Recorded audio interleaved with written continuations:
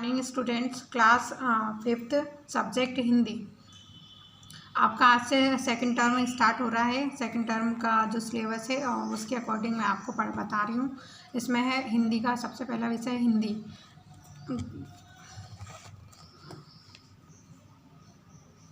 इकाई 1 मेरा बचपन।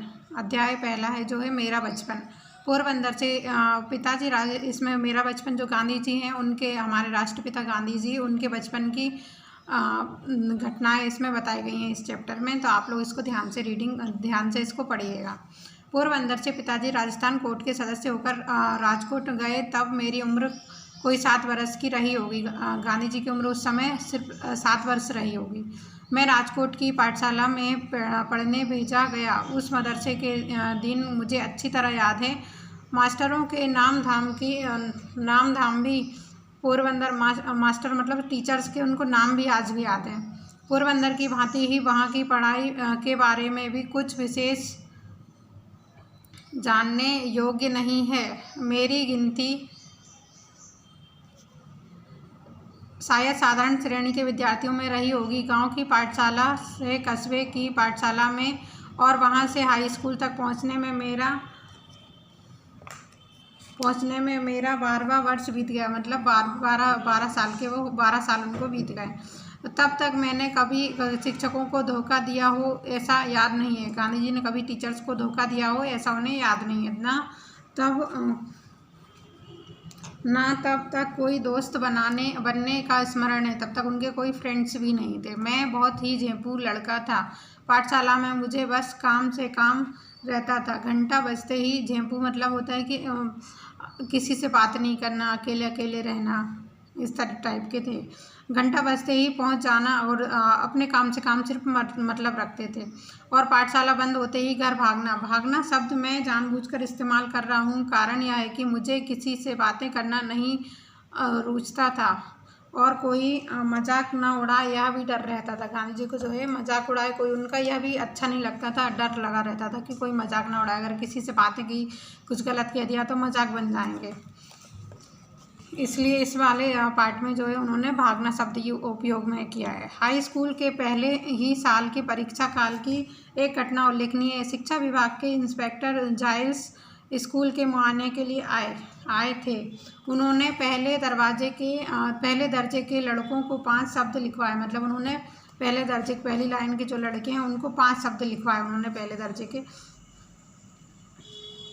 मास्टर ने मुझे अपने बूट की नोक से चेताया, पर मैं क्यों चेतने लगा। मतलब सर ने जो है उनको इशारा किया होगा, जूता ठोका होगा ज़मीन पर। यहाँ देखिए पिक्चर, इसमें भी ये दिखाई दे रहा है। ये पिक्चर से जूते को जो है ज़मीन पर ठोकते हुए कि मास्टर चेता रहे थे कि आपने कुछ गलत लिखा है तो आप सही कर लो।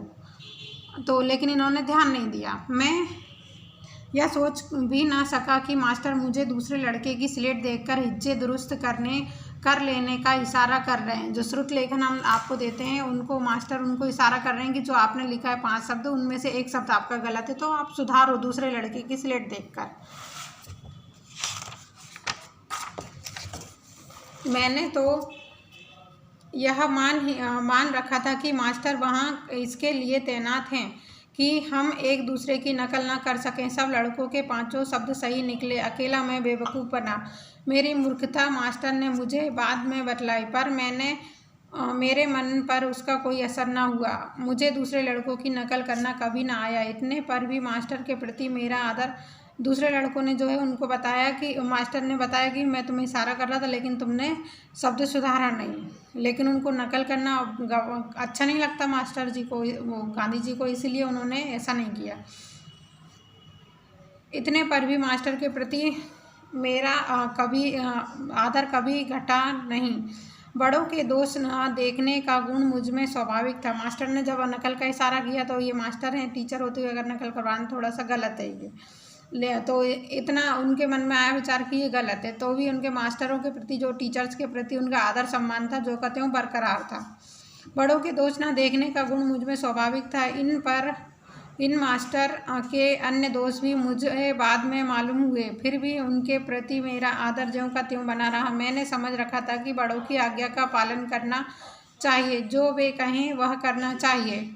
जो वे करें उसका काजी मुझे नहीं बनना चाहिए। इसी समय के दो और प्रसंग सदा मुझे याद रहे हैं। मुझे साधारणतः स्कूली किताबों के सिवा कुछ पढ़ने का शौक़ नहीं था। सबक पूरा करना चाहिए क्योंकि डांट सही नहीं जाती थी। मास्टर को धोखा नहीं देना था, इसलिए पाठ पढ़ता था। गांधी जी मास्टर जी को, सर को, टीचर्स को जो है धोखा नहीं देना चाहते थे, इसलिए वो क्या, डांट से भी बचने के लिए वो पूरा पाठ पढ़ते थे। पर मन अलसाता था, इससे सबक अक्सर कच्चा रह जाता था। उस दशा में मन में आलस आ जाता था कभी कभी कि नहीं करना चैप्टर, तो उस दशा में और कोई चीज़ पढ़ने की कहाँ सोचती थी। जब वो बचपन में थे तो उनको सिर्फ ये लगता था कि हमारा कोर्स ख़त्म हो जाए और हम पूरा पढ़ लें किताबें।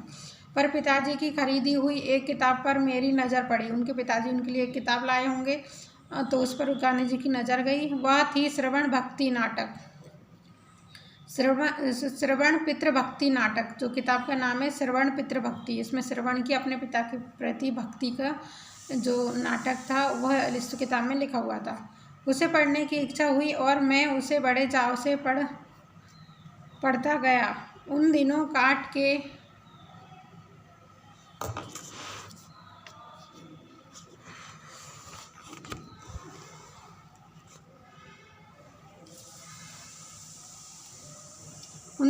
के बक्से में शीशे से चित्र दिखाने वाले भी दरवाजे फिरा करते थे। काट के लकड़ी के बक्से में जो है चित्र दिखाते थे।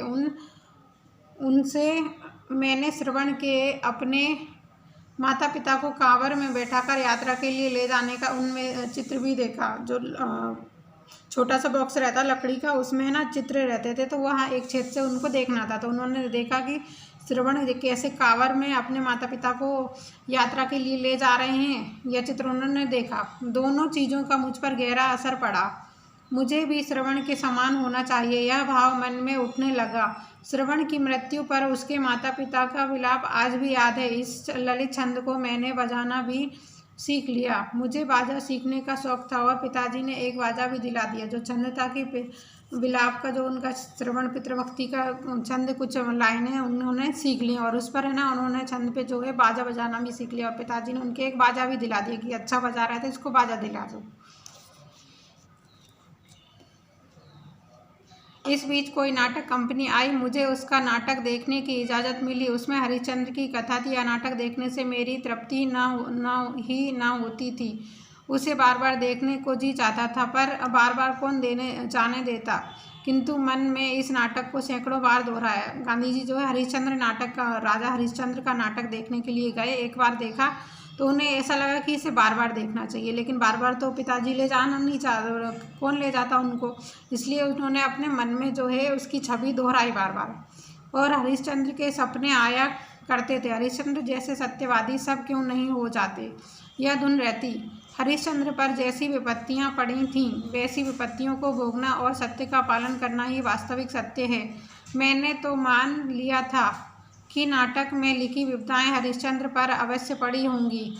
हरिश्चंद्र का दुख देखकर, उसे याद कर मैं खूब रोया। हरिश्चंद्र का दुख जो देखकर वह खूब रोया हूँ। आज मैं समझ गया हूँ कि हरिश्चंद्र कोई ऐतिहासिक व्यक्ति नहीं थे, फिर भी मेरे मन में हरिश्चंद्र और श्रवण आज भी जीवित हैं। मेरा ख्याल है कि आज इन नाटकों को पढ़ूंगा तो आज भी मेरी आंखों में आंसू आ जाएंगे। आज भी मेरी आंखों में जो है आंसू आ जाएंगे, ऐसा उन्होंने किया।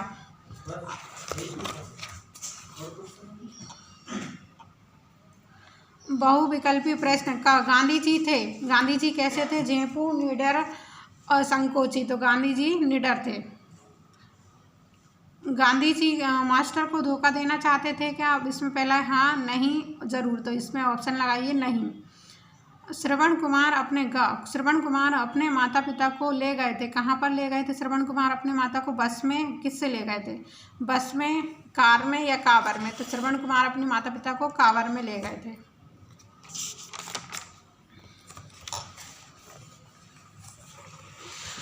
अब यहाँ पर देखिए रिक्त स्थान भरो। पहला प्रश्न क, मैं बहुत ही खालिस्तान लड़का था, तो यहाँ पर लिखिए झेंपू।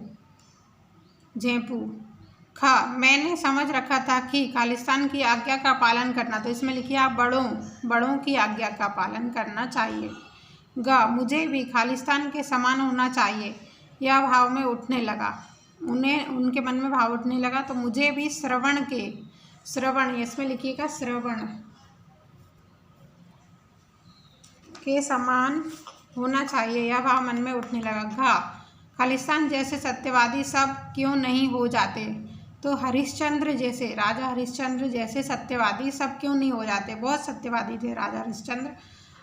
अड़ा मेरे मन में खालिस्तान आज भी जीवित हैं। तो मेरे मन में हरिश्चंद्र और श्रवण आज भी जीवित हैं। प्रश्न 2, सही वाक्य पर सही तथा गलत वाक्य पर गलत का निशान लगाओ। का गांधी जी बचपन में बहुत ही संकोची लड़के थे। तो संकोची लड़के थे, इस पर लगाइए सही, इसमें सही का निशान। गांधी जी ने परीक्षा के समय सभी शब्द सही लिखे थे, गलत, उनका एक शब्द गलत था। गांधी जी के मन में मास्टर जी के लिए हमेशा आदर भाव था, सही। घ श्रवण पितृ भक्ति नाटक की पुस्तक गांधी जी ने बड़े चाव से पढ़ी। तो सही। अब यहाँ देखिए जोड़ियाँ, मिलान करो। घटना किसको घटना जो है, घटना नाटक कंपनी ललित छंद श्रवण कुमार आँख आंसू कावर उल्लेखनीय हरिश्चंद्र की कथा बाजा। घटना पहला है घटना होती है उल्लेखनीय। नंबर 2 नाटक कंपनी जो है हरिश्चंद्र की कथा का नाटक दिखाने आई थी, तो इसके सामने लगाई हरिश्चंद्र की कथा। ललित छंद बाजा, ललित छंद जो है बाजे पर सुनाया जाता है। श्रवण कुमार जो अपने माता पिता को कावर में ले गए, तो यहाँ पर उसका आंसर है कावर। 5वां इसका आँख कहाँ आते हैं, आँख में आते हैं आंसू इसका कीजिएगा। अब अगला देखिए, नीचे दिए शब्दों के पर्यायवाची शब्द छांट कर लिखो। ये नीचे जो शब्द दिए हैं इनके पर्यायवाची छांट कर आपको लिखना है।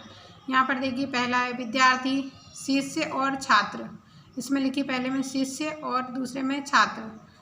पुत्र बेटा सुत, सुबह सवेरा प्रातः। उम्र आयु अवस्था, उम्र को आयु और अवस्था कहते हैं, इसको कर लीजिएगा आप।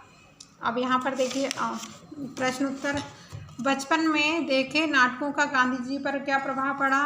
तो उत्तर देखिए इसका, बचपन में देखे नाटकों का गांधी जी पर प्रभाव पड़ा कि निम्नलिखित प्रभाव पड़ा। गांधी जी सत्य के मार्ग पर चलना सीखे, गांधी जी ने हमेशा दूसरों की भलाई की। अब देखिए प्रश्न 2, सत्यवादी हरिश्चंद्र नाटक देखने के बाद गांधी जी क्या सोचा करते थे।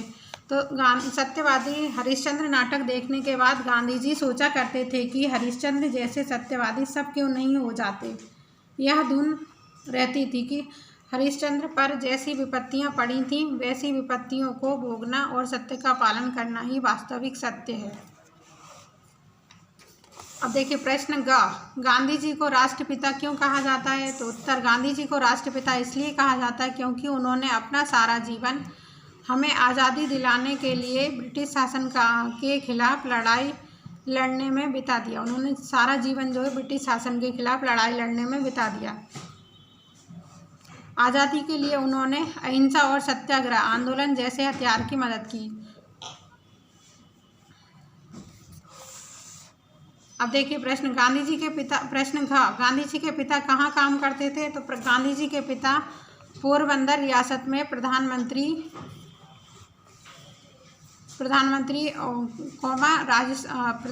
थे, उसमें पोरबंदर रियासत में, और राजस्थानी कोर्ट के सभासद भी थे, राजकोट में दीवान थे, और उनके पिता जो है राजकोट में दीवान भी थे। ये प्रश्न उत्तर आप लोग अपनी कॉपी में कर लीजिएगा।